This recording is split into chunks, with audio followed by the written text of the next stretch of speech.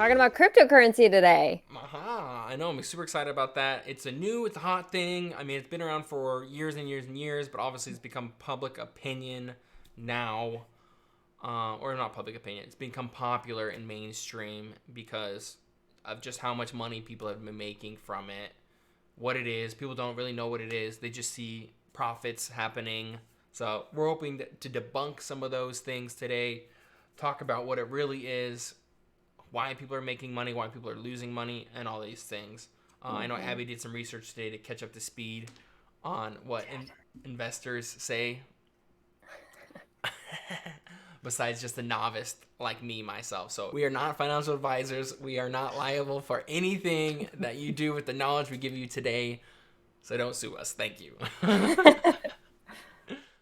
So what are some things that you saw today when you were doing your research, Abby, that you noticed? Give me like one thing that you noticed about cryptocurrency that was insightful, something that you didn't know that you learned today. Just one thing. We'll start from there. Um, One, I was understanding a little bit more about the whole term of like mining and when when we were talking about it before about like energy levels and stuff, as far as like how much energy and it takes in order to mine. And I didn't understand that until I was like really looking into it. And then I was like, wow, like the I think you described it as like all these computers running that are essentially like mining for these code. Like, would you describe it as like a code, or how Yeah, would I mean the you? term I believe they use is hash, Okay, hash. Okay, HASH, and it's um, yeah, hash. But again, the energy levels and the electricity and everything it takes to run those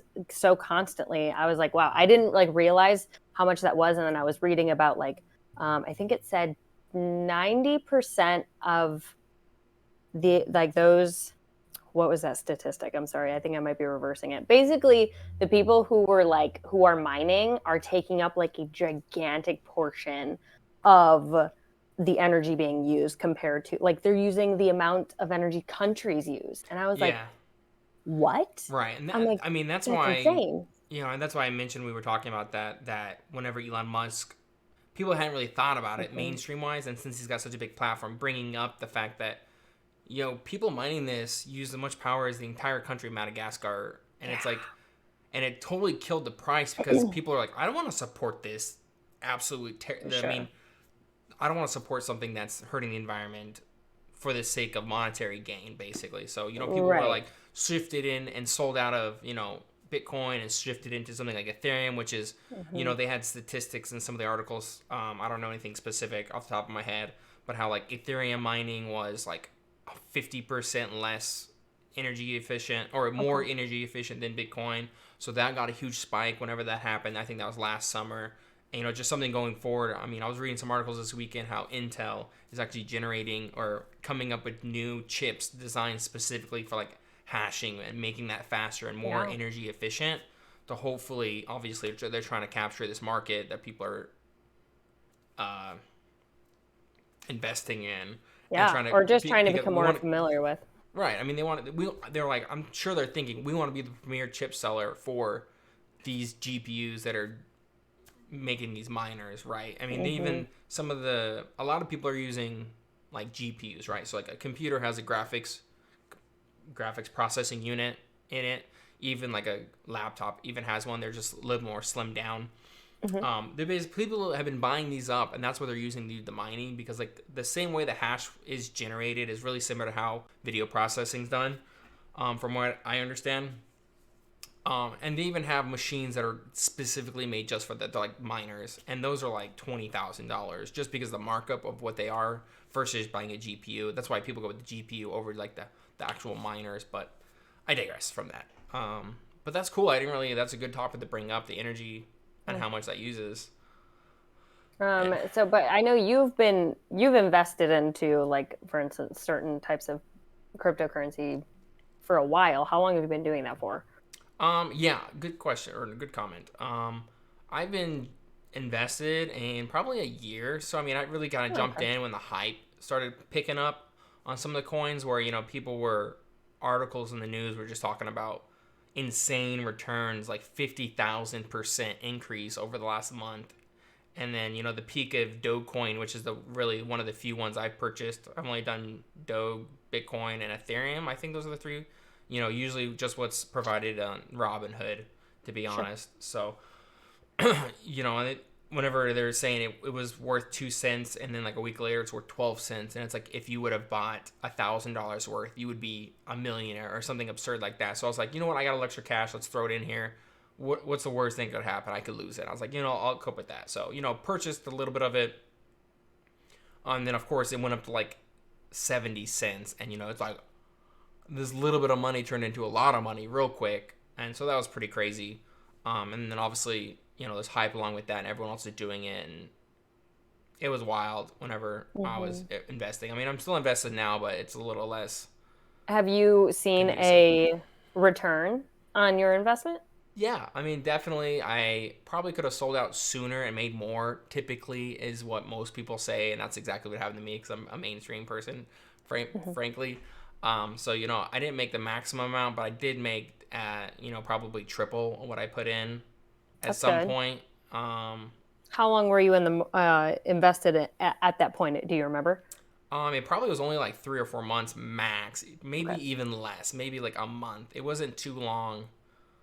I mean, I can look at my numbers specifically real quick if you wanted that, but I mean, it wasn't too long just because one thing that we want to talk to you guys about was just how volatile cryptocurrency is, because it is basically a foreign currency, as you can think about it, in the stock market. For anyone who's a novice investor, the stock market's out there. And as demand goes up for it and supply goes down, the price goes up. So, it's super volatile because, you see one person, and it's all based on hype. You see one person sell a whole bunch, and you're like, they must know something I don't. Maybe I should sell. So then it cascades down. And same thing with buying. You see people buying, and it goes up, and then makes other people do it. So there's a lot of volatility of it going up and down because of these factors versus, as if it was like a normal company in the stock market, it would be more based on how much money the company's bringing in. Or do they owe debts to people? What is their environmental considerations that they put forth, like normal things that you consider. Right now, it's all just literally just hype and like consumer buy-in, if that makes sense. That's why it's important to be, they have like the top 10 list of most popular cryptocurrencies or top 5 list. It's important to be on those because then that's, it has public appeal, right? And that's what was really going on with Dogecoin like a year ago. Because it had a lot of public appeal and it was bumping into those like top 5 ranks as like a meme coin, as they called it. And that was just like ground changing, I guess, because it was like, well, now if this can be a top 5 cryptocurrency, what's to say something else can't be? And then it's just sprawled like crazy. Yeah.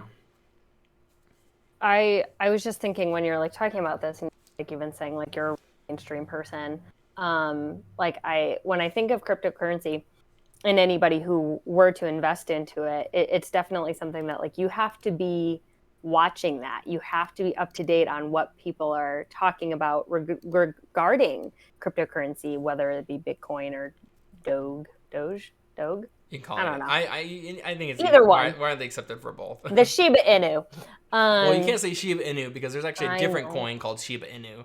Oh, jeez. And okay, that one I didn't know that one it goes parallel with Doge, but it's a way cheaper just in USD prices, just because of how they mint it, and their starting price was like 0.000000001 to try to keep it like super accessible. But that's the only reason I corrected you. Yeah, no, you're fine. With Doge and like Bitcoin and stuff, like you need to really be a mainstream person and keeping up with all of that. Otherwise, it's definitely, even like you're saying, it's definitely a short-term investment. Not only did I already kind of know that, but then like definitely reading on it. And I had known previously, like you were saying, like how volatile it is. Like you said, you can you'll see this huge spike. And like you said, people making thousands, millions of dollars on it. And then if you don't sell at that peak and it drops right back down, I mean, even further than, let's say you started here and now it's down here, you've lost money. A very, very, very volatile market, and definitely something that people should be aware about. Extremely. I mean, exactly. It's extremely even more volatile because there's a term called whale, which is like a single purchaser of a certain amount. Oh yeah. or seller of a certain amount, so they can fluctuate the price drastically by how much Mm-hmm. that they buy and sell.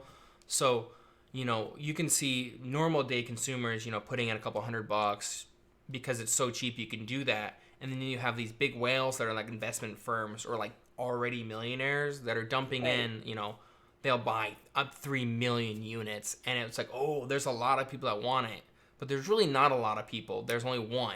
And, so it's really hard to keep track of that. There's tools on the internet that they expose these things. It's not really being exposed, but you can have visibility on who's buying and who's doing the Mm-hmm. transacting.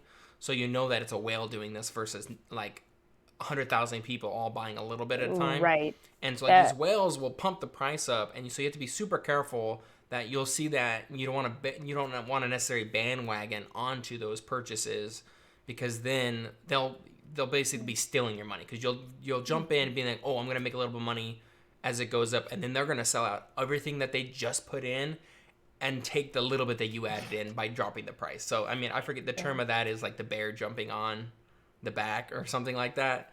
Um, Mm-hmm. so that's just something to look out for. Look out with this, and it's just Yeah. specifically super obvious with cryptocurrency because it's so volatile. I mean, other markets do the same thing. It's just not quite as quick, I would say, or fast moving. Yes. Yeah. I was actually thinking like maybe we could also just like mention maybe like what's one of your favorite things or something that you find cool or intriguing about cryptocurrency Yeah, over other investments. right. I mean, I definitely think it's a cool vehicle of your money, because right. I mean, if you know anything about what actual the term money means, it's really just a trade for a trade, right? So if you do a transaction, you get paid USD. That's your money at the time, and it's really just a different vehicle to potentially give it to someone else for their trade, if that makes sense. Do you follow? Here we go. According to Smith, the sole purpose of holding money is to facilitate the circulation of goods and services. So it's basically getting goods and services for an action that you're doing, right? Okay. Yeah. Okay. That So makes it's way just more sense. another way of getting your action and giving it to someone else. So like right now we use USD here in the United States. Technically, any of these coins out there can be the same exact thing, because all we are doing is swiping with a card. So we're not actually getting the real cash. Mm-hmm. That these cryptocurrencies can be a representation of that same thing. So instead of saying I have $100, you have 100 Bitcoin, and then Mm-hmm. Bitcoin would essentially equal the same amount of monetary value, because it's just a placeholder of the action you did to receive the money, and then what you're doing it to giving it to someone else. Does that make sense? Sure. Yeah. I guess I got a so. little. That's something you like about it. Right, exactly, because then it's decentralized. So like right now, the USD is regulated by the Mm-hmm. Federal Reserve, right? So they can actually adjust how much the dollar is actually worth, which then changes how much things are how much it costs to buy things, right? Yep. So essentially, since these are decentralized, the value of that coin is just based on what someone will take for it, 1 to 1, Right. basically. Right. So there's no playing, there's no fiddling, there's no we're gonna There's no adjust third for party. inflation. Yeah, there's no interested third party, and Mm-hmm. that's what's so great about it. And that's a great technology piece that really people like about it, because then 1 year they're not gonna just randomly raise inflation, and you're essentially making less money because of that. That's Mm-hmm. gone in this kind of system where everyone's using some form of cryptocurrency. So, I mean, that's one technology about it that I think is really beneficial. Yeah. Would you say that the decentralization of cryptocurrency, while being like a kind of a pro, would you also consider it slightly a con at the same time? Yeah, I mean, definitely it would be a con, because now that it's decentralized, the government can't actually monitor it the same way. I mean, at least I'm sure there's probably ways of doing it. I couldn't tell you exactly how they would do that. But since it's decentralized, they're not able to adjust it for inflation and Correct. balance out the economy. You would see lots of highs and lows Mm-hmm. potentially, as well as a ton of room for like fraud and Yeah. illegal activity, because now it's not being monitored essentially by the government and maintained. Uh, you can basically do very, very illegal things and Yeah. use it as a currency, because there's no middleman at the bank making sure that this is valid money, right? It's like going and getting a mortgage. They need proof that this is real money. With cryptocurrency, there is proof that the transactions happened, but I mean, you can forge the transactions. IRS, You can forge those transactions. Yeah, the IRS still does not consider it a form of income whatsoever. It's I think that it's just part of like a property. It kind of gets put in with like an asset property type of thing. The name itself is cryptocurrency, meaning this is a form of payment that is literally just numbers on a screen. There is no actual tangible thing, whether it be cash or even your credit card that you're holding or something like that. Is like almost nobody accepts forms of cryptocurrency as a currency. Do you see that happening? Is that something that you hope for in the future? Because I know that like reading about it, like cryptocurrency itself was quite secure, but the transactions themselves were not. Like people, like the wallets and things like that were easily hacked. Yeah, I mean, definitely, I believe it could be widely used and accepted, I believe. But I mean, definitely most people still accept USD and normal currencies and stuff like that. So it's hard that even if you have the currency and you just can't spend it anywhere. So you have to constantly be translating it back to whatever currency you're currently working with. Just as if you were going to another country, you have to do transact. Here's my 100 USD for 90 euros or whatever the ratio is. So you just have to do that on like every transaction until these firms, or not necessarily firms, these companies can accept another form of payment. I think it'd be. I do remember like reading about it when it's so fast in terms of like it's an instant transaction. There is no, because you're not waiting. For instance, like I'm buying this item, it has to go through Citibank. That's my card, and they get the charge, and then they send that money to Shopify, let's say. It's taking out that middleman entirely, which also just makes it faster. It's almost like a wire transfer. Exactly. That's exactly right.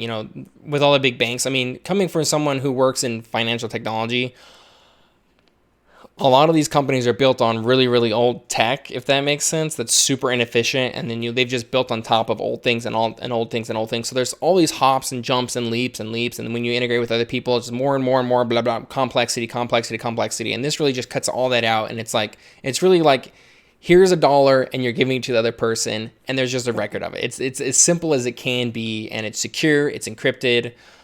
There's no banks making money on the side because it's decentralized. Right. No one's making money. It's just one-to-one transfer. It's like a trade almost back in the old days where it's like I'm pegs for. That's exactly right. Yeah. And I'm just curious if it's ever going to be, for lack of a better word, centralized, just in the way of being able to actually use it. Like really use it for, I'm on Amazon website right now, and Amazon, and I want to buy this T-shirt, and I want to use my cryptocurrency. Like, if we're going to see that happen, when that could possibly happen, I feel like I don't know. I feel like that could be pretty far out, and then simultaneously, I'm like, somebody could like figure out a way to make sure it's all secure, and I don't know.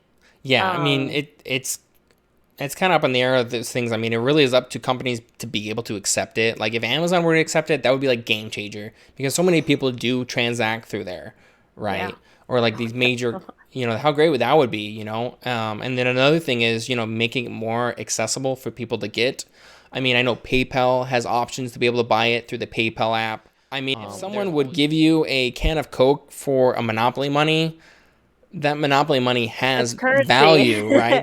Essentially, that is that piece of paper, just like a USD. If you can say, I'll give you 100 Monopoly money for this can of Coke, that can of Coke is worth that much to that person, right? Mm-hmm. Just like $1 is. I mean, good luck giving it to someone else for the same thing.